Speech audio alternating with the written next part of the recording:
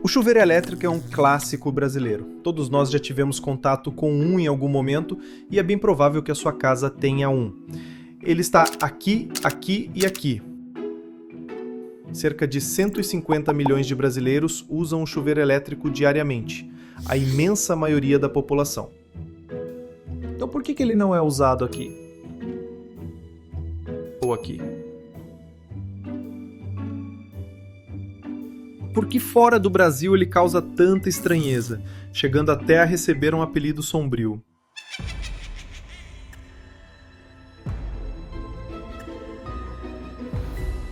Se 7 bilhões e meio de pessoas não utilizam o chuveiro elétrico, então por que nós utilizamos?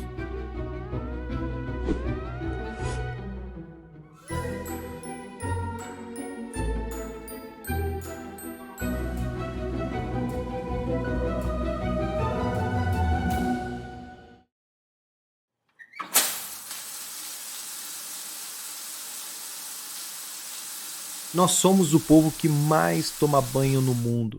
Em média, tomamos 12 banhos por semana, sendo comum 2 banhos diários. Isso é um dobro da média mundial. Isso significa que usamos o chuveiro elétrico cerca de 257 milhões de vezes em um único dia. Isso são mais de 93 bilhões de vezes por ano. Estamos tão acostumados com esse tipo de chuveiro que esquecemos o quão estranha é essa combinação entre água e eletricidade. Especialmente quando ela ocorre em cima da nossa cabeça, enquanto estamos, digamos, vulneráveis no banho. Mas então, como viemos parar aqui?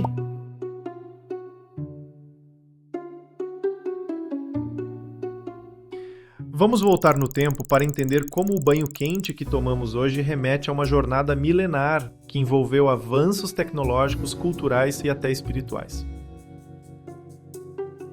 A prática de aquecer água para higiene e relaxamento remonta à antiguidade. Desde 2500 a.C., os egípcios já utilizavam banhos para purificação religiosa e higiene. Embora limitado ao uso das águas de rios e lagos, geralmente mornas devido ao clima, aquecê-la propositalmente era um luxo restrito à classe alta. Cerca de 500 a.C., os gregos criaram as primeiras casas de banho públicas e usavam caldeirões para aquecer água, muitas vezes canalizada para banheiras de pedra. O banho tinha valor estético e espiritual. Durante o século I, os romanos aperfeiçoaram o conceito de banho público com as termas, complexos públicos com aquecimento por hipocausto, um sistema que fazia a água e o piso serem aquecidos por fornalhas subterrâneas. Era um evento social de relaxamento e status. Avançando para a Idade Média, após a queda do Império Romano, muitos banhos públicos foram abandonados na Europa Ocidental, em parte por questões sanitárias e pelo avanço do cristianismo, que associava o banho à vaidade ou pecado.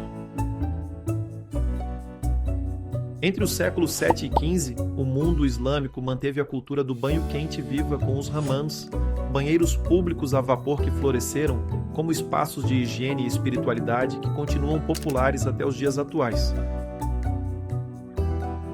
Na Idade Moderna, o estigma negativo sobre o banho começa a ser refutado com o grande avanço nas ciências, passando a ser cada vez mais comum entre a aristocracia e a burguesia. A água era aquecida manualmente em fogões ou lareiras e carregada para banheiras. Com a industrialização, surgiram os primeiros aquecedores a carvão, gás e querosene, especialmente na Europa e Estados Unidos. Banhos quentes se tornaram gradualmente mais acessíveis à classe média urbana, marcando uma virada cultural histórica. Deu-se início à era da higiene como conhecemos hoje. As principais tecnologias que usamos em larga escala hoje foram implementadas no século passado e, por consequência, tornaram o banho quente parte da rotina diária de bilhões de pessoas, associando-o ao conforto, higiene e saúde.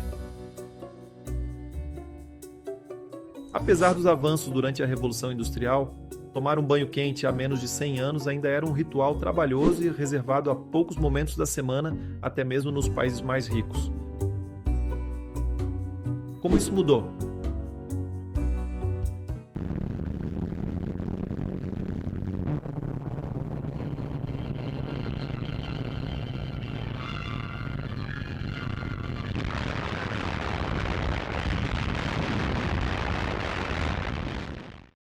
Após a Segunda Guerra Mundial, houve uma grande onda de reconstrução e modernização urbana na Europa que foi responsável por consolidar o gás encanado como o novo padrão de infraestrutura para aquecimento.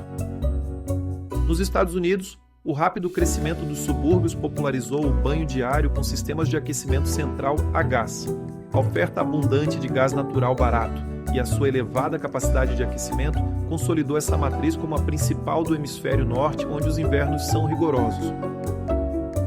O banho havia passado de luxo à necessidade, símbolo de conforto moderno. Enquanto isso, no Brasil, surgia uma solução única.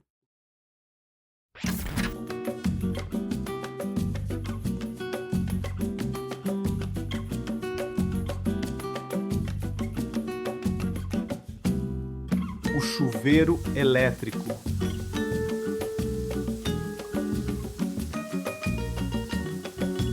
Criado entre as décadas de 30 e 40 por Francisco Canhos, um engenheiro paulista, o chuveiro elétrico nasceu da necessidade prática e do improviso.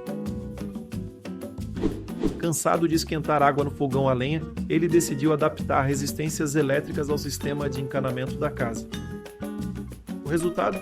Água quente ao simples girar de uma torneira. Enquanto países mais desenvolvidos investiam fortunas em infraestrutura para comportar o uso do gás natural, o Brasil apresentava um contexto diferente. Por ser um país tropical, a necessidade de aquecimento por aqui é significativamente menor. Diferente de países frios, a grande maioria de nós brasileiros não precisa aquecer a casa ou ter água quente em todas as torneiras, o que demanda um sistema robusto com caldeiras, encanamentos específicos ou boilers caros, que não eram e ainda não são acessíveis a grande parte da população. Nós precisamos de água quente apenas para tomar o nosso banho sagrado, e é aí que o chuveiro elétrico brilha. Ele exige apenas 2 itens amplamente disponíveis em qualquer residência: água e eletricidade. Itens esses que temos em abundância.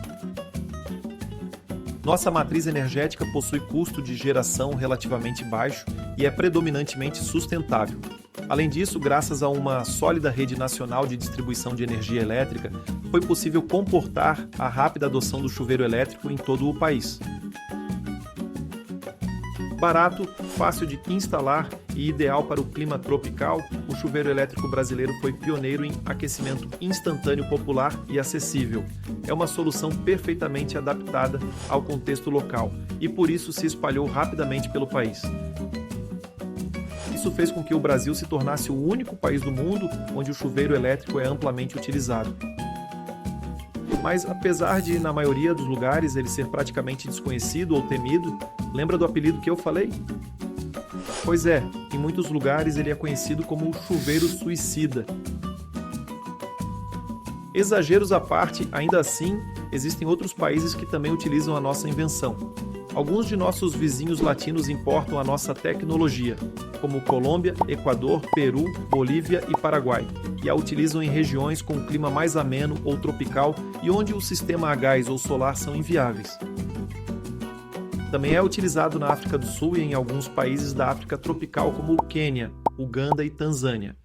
Porém, seu uso é restrito a casas de menor poder aquisitivo em regiões mais quentes. Mas existe uma região que foge do padrão.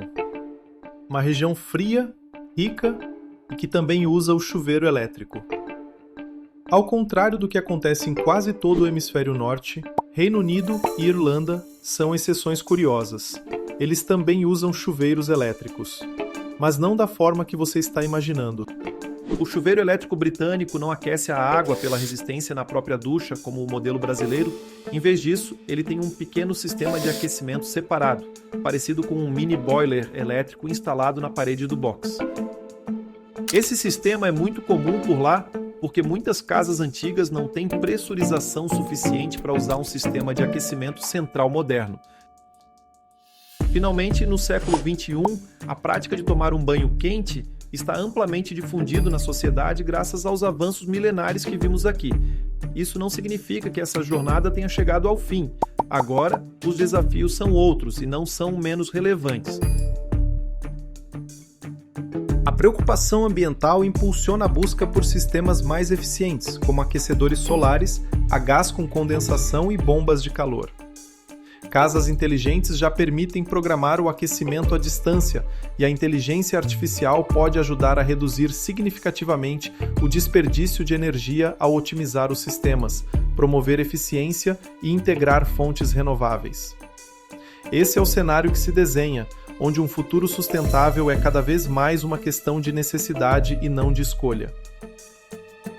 E você, acha que o chuveiro elétrico continuará relevante ou será substituído por tecnologias mais modernas? Conte nos comentários e não esqueça de deixar o like.